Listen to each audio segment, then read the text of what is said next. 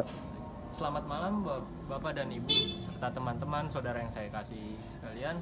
Saya Adam dari wilayah Kolose. Saya ingin menjelaskan tentang hukum kasih. Apa itu hukum kasih sebenarnya? Hukum kasih itu adalah intisari dari 10 firman Tuhan yang akan dijelaskan sebagai berikut.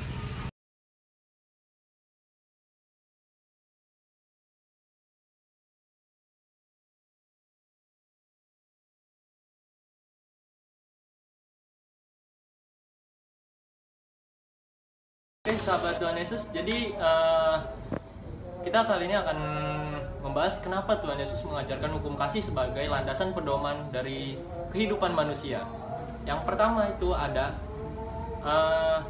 Tuhan Yesus mengajarkan hukum kasih kepada bangsa Israel dalam kehidupan sehari-hari agar melaksanakan kehidupan dengan baik, dengan saling mengasihi sesama, baik sesama bangsa Israel maupun bangsa-bangsa lain. Tidak ada perbedaan di sini dan yang berlandaskan kasih Tuhan. Yang kedua, Tuhan Yesus ingin mengingatkan kembali kepada bangsa Israel tentang kitab nabi-nabi dan hukum Taurat dengan penekanan kembali hukum kasih.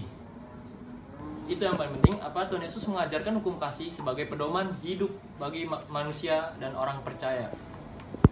Jadi, sobat Kristus semuanya, hukum kasih itu terbagi menjadi dua, vertikal dan horizontal. Yang pertama itu hukum kita mengasihi Tuhan, dan yang kedua itu hukum kita mengasihi sesama.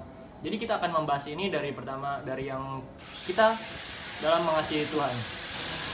Sebagaimana yang dijelaskan di Alkitab, hukum kasih itu terbagi menjadi dua. Yang tadi yaitu kasih terhadap Tuhan dan kasih terhadap sesama.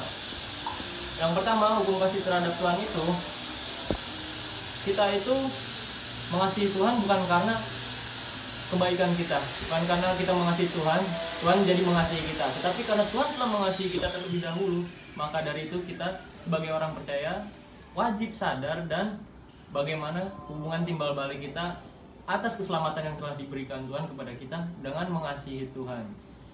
Dan yang kedua adalah hukum kasih kita terhadap sesama manusia, dengan bagaimana kita mengasihi sesama tanpa harus pandang bulu, tanpa melihat kasta, agama, suku, dan budaya.